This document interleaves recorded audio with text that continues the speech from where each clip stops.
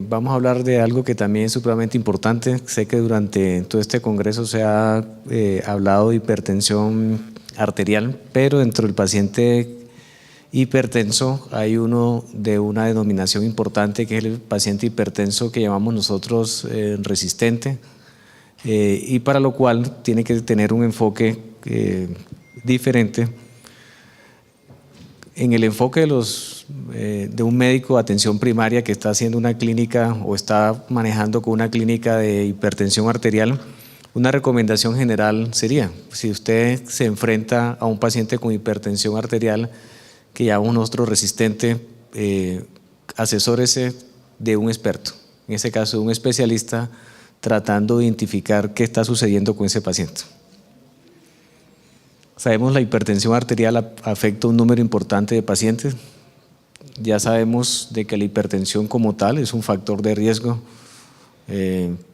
para otro tipo de patologías, pero sabemos que es un factor de riesgo que llamamos nosotros modificable. O sea, si nosotros logramos hacer un diagnóstico de ese paciente y logramos un adecuado tratamiento, las complicaciones asociadas con la hipertensión arterial, que son la presencia de falla renal, que el paciente presente hipertrofia ventricular izquierda y después falla cardíaca o que haga un ataque cerebrovascular, se disminuye.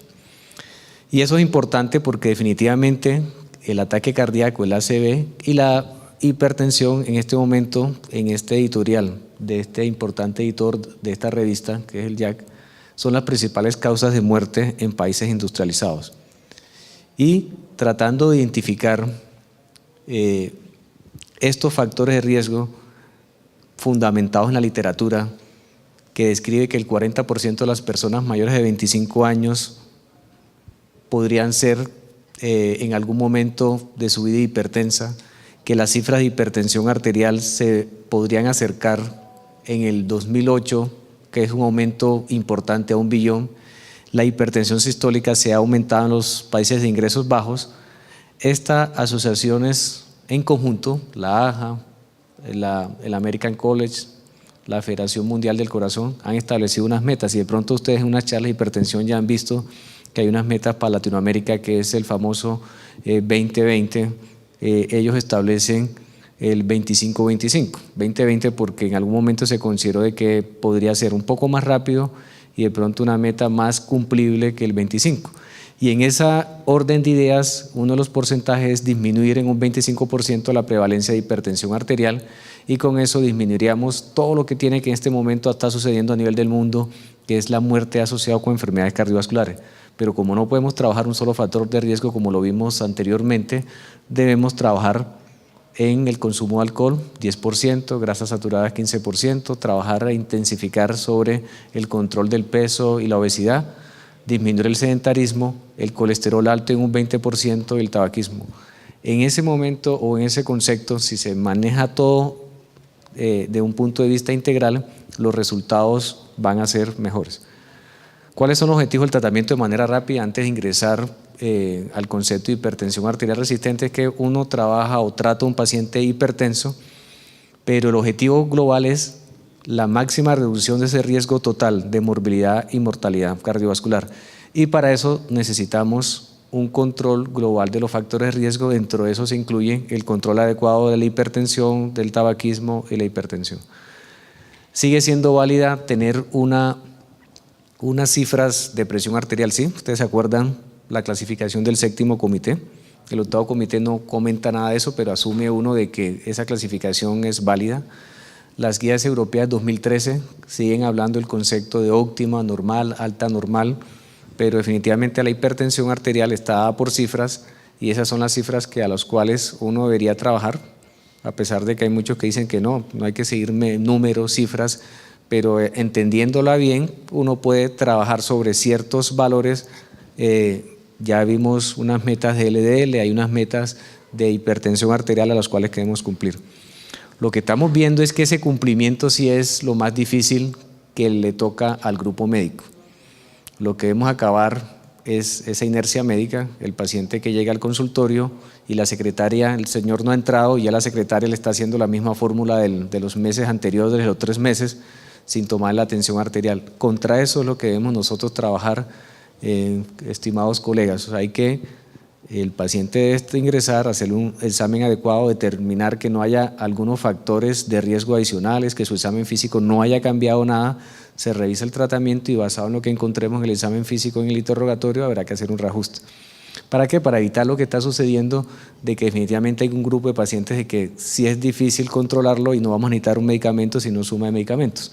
Se describe ahí que aproximadamente el 70% de los pacientes que reciben tratamiento para la hipertensión no cumplen sus metas de esa presión arterial y ustedes vean que en situaciones muy especiales de otros países cercanos al 40% lo están haciendo. Ya hay descripciones a nivel de literatura de acá de que ese porcentaje de no metas es mayor. O sea, el paciente puede estar recibiendo, muchos no están recibiendo tratamiento y los que están recibiendo tratamiento no están en las metas. En ese grupo de pacientes hipertensos nos vamos a encontrar con este grupo que es como el objetivo. ¿Cómo se describe una hipertensión resistente? Es falla en lograr esa meta de presión arterial con la utilización de 3 medicamentos. Está dado por un número de medicamentos, eso es claro, persiste así, no ha cambiado. Y de esos 3 medicamentos, ellos describen de que deben ser a dosis máximas o a dosis máximas toleradas por el paciente y dentro de esos 3 medicamentos, uno de ellos debería ser un diurético. Sabemos que ese hipertenso resistente ya está claramente identificado en los estudios epidemiológicos, claramente identificado, o sea que si usted le llega a ese paciente al consultorio, por sus características ustedes pueden decir, este paciente va a ser difícil controlarlo. La edad, entre más edad tenga, va a ser más difícil. Predomina en la edad la hipertensión sistólica y esas son de las que más difícil lograr en meta. La obesidad, o sea, el paciente que tiene sobrepeso o obesidad es difícil. El diabético, el que tiene enfermedad renal. Hay un grupo de pacientes que son sensibles a la sal, principalmente el que es diabético, que tiene obesidad o de raza negra, ya el que tiene hipertrofia ventricular o el que no deja el consumo de alcohol. Basados en eso, entonces hay otros conceptos de hipertensión refractaria. Uno diría, bueno, ¿y qué diferencia entre resistente y refractaria? A mí también me llamó la atención cuando vi esto y es que lo mismo, hablan de un número y hablan de que si ya pasé 3 medicamentos y ya estoy en el 4.º medicamento, ya yo tengo que pensar de que no es solamente resistente, sino que puede haber algo de refractariedad y hay que profundizar más en esa causa de refractariedad. Otro concepto de pseudoresistencia, que es lo que habría que descartar, el concepto de hipertensión de bata blanca. En ese escenario del paciente hipertenso, cada vez que llega al consultorio y usted va sumando los tratamientos, piense y descarte un hipertenso de bata blanca, que es la hipertensión en el consultorio, en 3 visitas separadas, 2 mediciones en cada visita y mediciones fuera del consultorio o con un monitoreo ambulatorio de presión arterial. Yo llego a describir que el paciente es hipertenso de bata blanca versus al que llamamos hipertensión enmascarado. Y es el paciente que llega al consultorio y está normal, pero en una evaluación ambulatoria puede ser que él se haga un automonitoreo, usted llegue y le toma la tensión arterial y en la casa está controlada, perdón, en el consultorio está controlada y en la casa está alta, y él dice, doctor, vengo porque estoy alta y cada vez, pero yo tengo la presión arterial. Si ese paciente tiene alguna manifestación de daño en órgano blanco, en el fondo de ojo, en el eco que tiene, en el electro que tiene hipertrofia ventricular izquierda, debemos pensar que tiene una hipertensión enmascarada. ¿Cómo lo diagnosticamos? Un monitoreo ambulatorio de presión arterial, porque nos podemos estar equivocando, diciendo que él no necesita medicamento, o le quitamos medicamento, o le bajamos dosis y el paciente sigue hipertenso en la casa. Entonces, en ese escenario, esta gráfica resume todo. Esta es la meta, que es menor de 140/90, pero vean que entre las definiciones de hipertensión no controlada, hipertensión resistente y refractaria está dados por el número de medicamentos que nosotros utilizamos. 1, 2, 3, hipertensión resistente, más de 3, ya entramos acá, mayor de 5, la hipertensión refractaria. Esa hipertensión resistente existe y vea que la prevalencia no es tan baja, está cercana entre un 20-30%. Ya hablamos de que cuál es la población de que más nos vamos a encontrar a esos hipertensos resistentes, pero el gran problema de ese hipertenso resistente es que tiene o hay unas comorbilidades asociadas con esos hipertensos resistentes. Y de este he señalado 2, que son las que nosotros estamos viendo nosotros, que es lo que en este congreso también mencionamos, que son las epidemias en este momento que estamos viendo en el siglo XXI, que son la insuficiencia cardíaca congestiva y la fibrilación auricular. Entonces un hipertenso resistente posiblemente va a caer en esto, pero va a tener enfermedad coronaria, enfermedad vascular periferia, enfermedad cerebrovascular. Pero aquí les he mencionado 2 relaciones que son eso. ¿Qué debemos hacer en este grupo de pacientes? 1, descartar la pseudoresistencia. ese problema de resistencia. Por eso es que este concepto del grupo que manejan grupos de hipertensos, debemos ser muy cuidadosos con esos grupos en el sentido de que no podemos tratarlos. Está bien de que esa masificación del tratamiento ayuda, pero no debemos olvidar de que en este grupo debemos ser muy cuidadosos en esa identificación. Entonces, cuidado con los problemas relacionados con la técnica, tamaño del brazalete, hay que ver quién es el que está tomando la tensión arterial, hay que entrenar a nuestros médicos en la toma de tensión arterial. Aquí con el doctor Merchan de pronto comentamos en los estudiantes que nos llegan, ahora que tenemos los aparatos automáticos en las clínicas, aquí hago un paréntesis, en ese escenario pasando revista con un interno, yo cogí mi tensiómetro de esos saneros y le dije yo, toma la tensión arterial. Y con tristeza ve uno, un interno que ya está a punto de graduarse, no sabía cómo colocar el brazalete, se enredó entre el velcro, no lo pegó, se descolgaba, y entonces uno dice, ¿qué estamos haciendo en la enseñanza con nuestros estudiantes? No, doctor, porque es que la presión que yo cojo en mi revista es la que toma el auxiliar, la enfermera o el monitor, un monitor que posiblemente está descalibrado. De ahí debe empezar la enseñanza. ¿Qué empezamos a hacer nosotros con cada rotación? Vamos a volver a lo mismo de semiología, entrenamiento en la toma de tensión arterial, y todos debemos conservar lo que toman la tensión de manera adecuada, porque lógicamente si nuestro médico que va a salir graduado no sabe tomar la tensión arterial, ¿qué nos espera a nosotros? No, con el respeto de las personal paramédico, auxiliares, etcétera, hay que confirmar la presión arterial, y eso es un acto médico que no debe ser suplido por otra cosa. La hipertensión de bata blanca, que no haya seguido las recomendaciones de no haber tomado café antes de la medición, el paciente anciano, eso es lo que hay que descartar. En este ejercicio había tenido un caso clínico, pero lo cambié porque ya al final nos dimos cuenta de que con el doctor Merchan de que no daba tiempo para taller, pero había unas preguntas, si ya tenemos un hipertenso resistente, dentro de ese escenario habría que pensar en causas secundarias de hipertensión arterial. Entonces, las causas más frecuentes de hipertensión arterial son estas. Está el alosterismo primario, la hipertensión renovascular, la apnea obstructiva del sueño, la enfermedad renal y hipotiroidismo. Lo que hemos aprendido nosotros en la parte de medicina interna, sí son frecuentes. Veamos lo que dice la literatura. En este documento está la prevalencia de hipertensión arterial en las enfermedades que tienen, pero esta es la prevalencia cuando ya hemos diagnosticado hipertensión arterial resistente. Entonces sabemos de que a pesar de que todas estas causas son frecuentes, uno diría, ¿con qué empezaría yo? Aquí diría que el paciente que tiene una hipertensión resistente, hasta el 30% o más tiene una apnea obstructiva del sueño. Entonces uno empezaría descartando que es una enfermedad que con un buen diagnóstico y una polisonografía podemos llegar al diagnóstico. El compromiso de las arterias renales. El hiperlosterismo primario, cuando tengo una hipertensión resistente, un 23%, y hay otras que sí son menores. La enfermedad tiroidea, muchas veces todo el mundo piensa que un feocromocitoma, pero vean que el porcentaje es muy bajito. La coartación de aorta, que el diagnóstico es muy fácil, muy bajo. Entonces, en ese enfoque tenemos que empezar entre las causas secundarias, para no hacer un screening costoso, amplio, es ver y empezar con las enfermedades que tienen una asociación mayor con esa hipertensión arterial resistente. Estas son las características generales del paciente hipertenso secundario, el inicio, los niveles, esta parte de incremento de la presión arterial en el monitoreo ambulatorio de presión arterial. Por eso, dentro de ese escenario no podemos nosotros definir que un paciente es hipertenso resistente si no hemos logrado un buen examen físico adecuado, una buena toma de tensión arterial, pero sí vamos a necesitar un monitoreo ambulatorio de presión arterial. Vamos a necesitar un monitoreo ambulatorio de presión arterial. Es un estudio que es fácil solicitarlo. Dentro de este congreso hubo una charla de cómo o cuándo indicar y cómo interpretar un monitoreo de presión arterial. Estos son los parámetros que nos ayuda el monitoreo de presión arterial. Hay unas definiciones claras para el médico de atención primaria. Las cifras de presión arterial sistólica, para lograrlas, para tener en cuenta, son diferentes al famoso cifra de 140-90 que tenemos en otro concepto. Un paciente acá debería tener en promedio en 24 horas en el monitoreo, la sistólica debe ser menor de 130 y la diastólica menor de 90.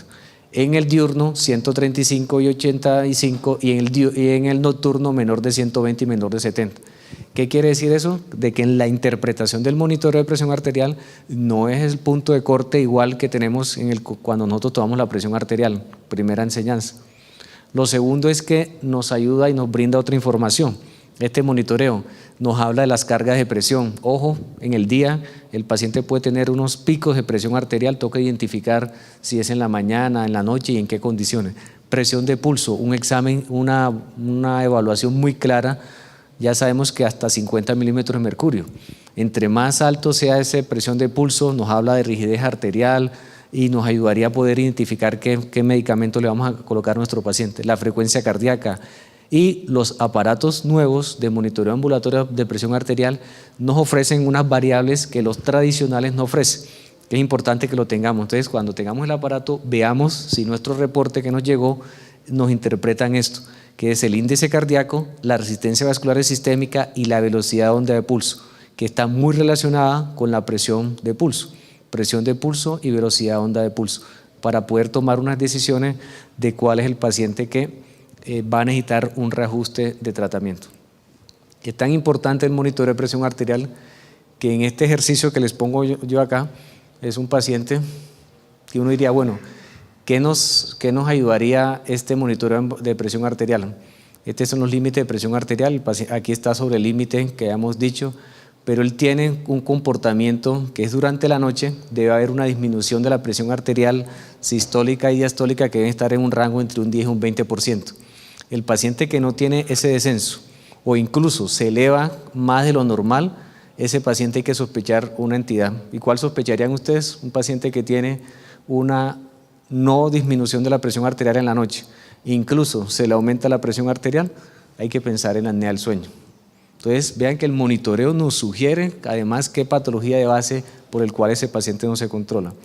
Y en el caso clínico que le tenía, como es el porcentaje de pacientes mayores, debemos pensar en la apnea del sueño como una de las causas de los cuales por el cual nuestro paciente ese hipertenso se vuelve resistente. Y son las características estas. En la historia médica es fácil ver el fenotipo, la fisionomía de nuestro paciente en relación con el cuello, el comportamiento de la presión arterial.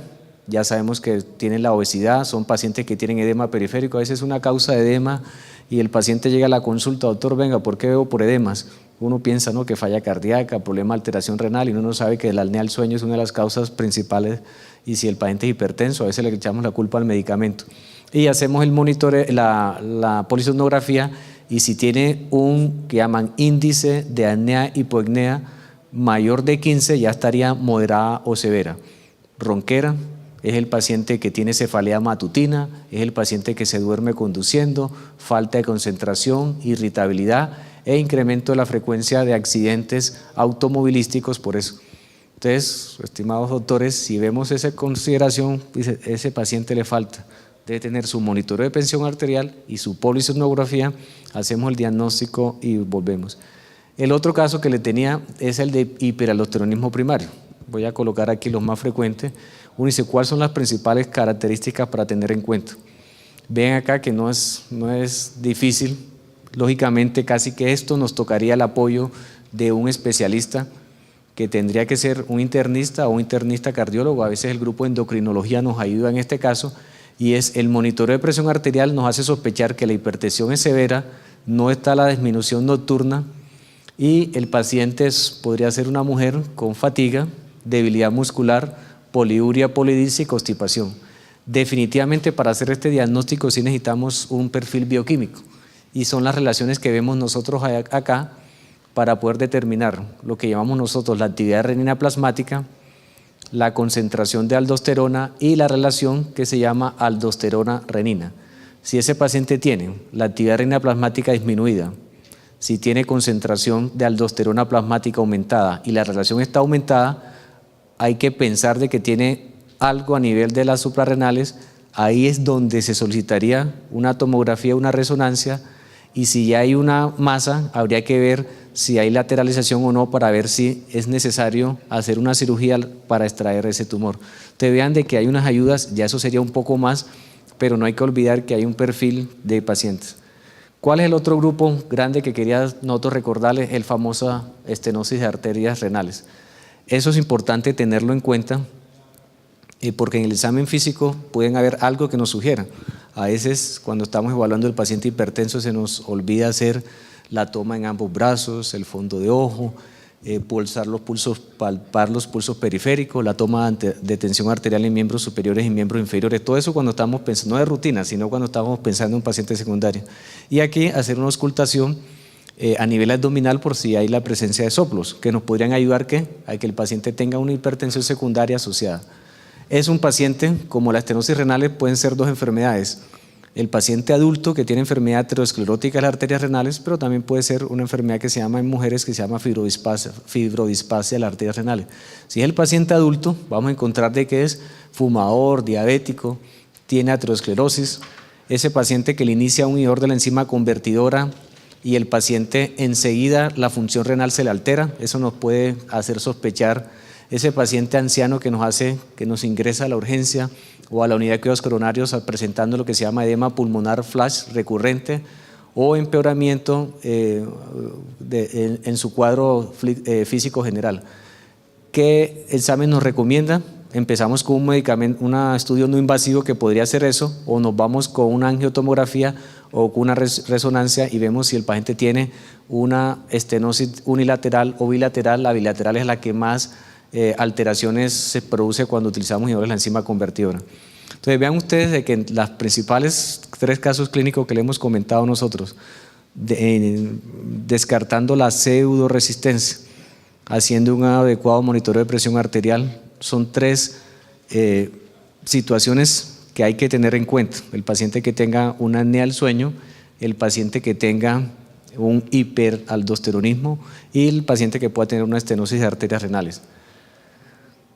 ¿Qué otras situaciones que es menos frecuente? El focromocitoma. Ya esa es una cuestión muy avanzada. El diagnóstico les describo que es un poco más complejo, hay que saber identificarlo. El porcentaje de estos pacientes es menor. ¿Por qué? Porque la interpretación de estas pruebas, que sería el lado este de acá, ¿de qué prueba vamos a pedir nosotros? Metanefrinas en plasma o en orina de 24 horas. Hay que revalorarlas, ver que no sean unos falsos positivos de las muestras. Y si pensamos que verdaderamente son, ahí sí también necesitaríamos una prueba de imágenes para ver si el tumor está a nivel de las adrenales y en ese momento habría que hacer un procedimiento de intervención para retirarlo. El problema es que muchos medicamentos alteran estas pruebas para tenerlo en cuenta. Entonces, de manera resumida, causas de respuesta inadecuada. Ya dijimos la pseudoresistencia, la hipertensión de consultorio, el brazalete. No hay que descartar que un grupo de pacientes de nosotros no tiene adherencia a la terapia y eso lo podemos identificar frecuentemente con los grupos de apoyo, con el cuidador que tiene, estar identificando si las tabletas se las está tomando de manera adecuada. Hay un grupo de pacientes que no se logra controlar y lo más sencillo es que el paciente no hace un control de los líquidos y la sal. Es el paciente que dice, yo la sal no la puedo dejar. Un grupo de pacientes de estos necesita un tratamiento diurético inadecuado. Causas relacionadas con el fármaco, dosis muy bajas, interacciones. Es muy frecuente el paciente que llega y presenta algún dolor y en la medida que el paciente va presentando mayor edad aparecen dolores articulares, problemas de movilidad, dolor de espalda y el médico formula un medicamento y el más frecuente que se formula es el antiinflamatorio no esteroideo y esa interacción entre ese medicamento produce que el control de la presión arterial no sea adecuado o lo contrario, viene un paciente de manera adecuada y nos hace una crisis hipertensiva por el uso de antiinflamatorio. 10 días de diclofenaco intramuscular, el paciente llega a la urgencia hipertenso. Hay unos medicamentos de estos antigripales que también lo pueden hacer, el consumo de alcohol y condiciones asociadas, como les comenté, la parte de la apnea del sueño.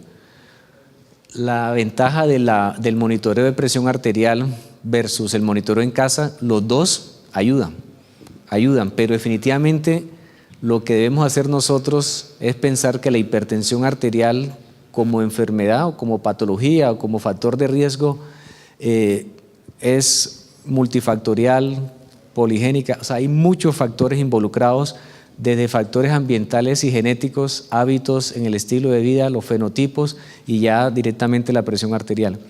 Pero si ustedes me preguntarían acá, ¿cómo podíamos resumir desde el punto de vista fisiopatológico un paciente hipertenso resistente? Todos terminarían en este escenario. Y este es el escenario que nos ayudaría para saber cuál sería el tratamiento. Entonces, ya sabemos que es un paciente que tiene factores de riesgo. Ya tenemos identificado cuál es la población que más riesgo tiene de volverse resistente. Entonces, ya habíamos dicho la edad, el señor obeso, el diabético, el de raza negra, el que mucha hipertenso larga duración, el paciente que no hace la ingesta de sodio.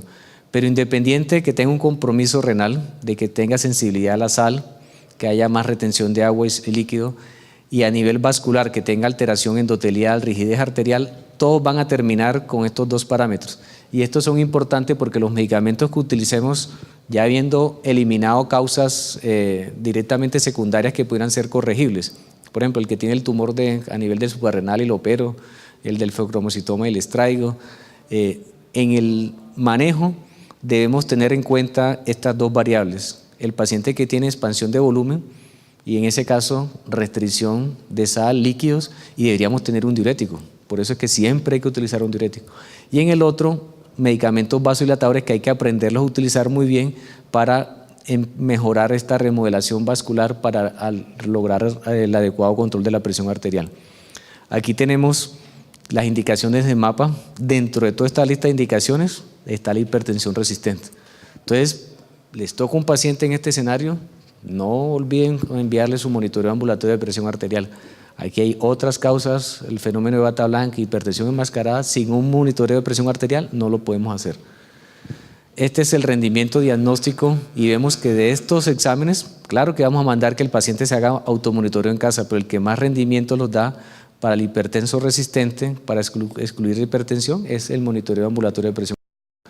Aquí tenemos las descripciones que le había comentado de la presión arterial, y en estos escenarios vamos a ver, y la tendencia con estos monitores de presión arterial ya cuando lo tenemos es poder establecer un tratamiento guiado por el perfil del paciente en los hipertensos resistentes. Entonces tenemos que evaluar que va a haber un grupo de pacientes que tienen resistencia vascular sistémica elevada. ¿Cómo lo sabemos? Con el monitoreo ambulatorio de presión arterial, estos actualizados que le dan a usted resistencia, gasto cardíaco y velocidad de onda de pulso. Te vamos a encontrar un grupo de pacientes que tienen resistencia vascular elevada, el índice cardíaco bajo y la velocidad de onda de pulso o la presión de pulso elevado, y posiblemente uno dice, hay que adicionar o aumentar en ese paciente un bloqueador de los canales del calcio, soportar un IECA, un BRA, y de pronto no serían muy útiles ni el beta bloqueador ni el diurético.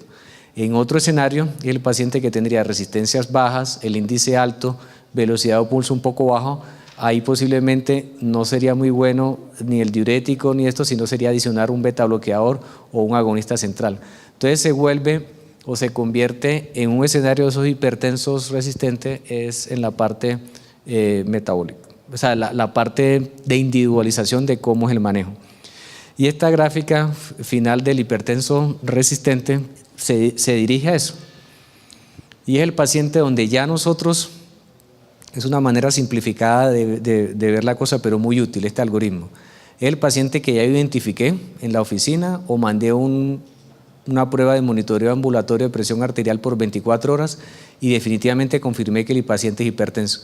Pero ese grupo hipertenso hay dos grupos.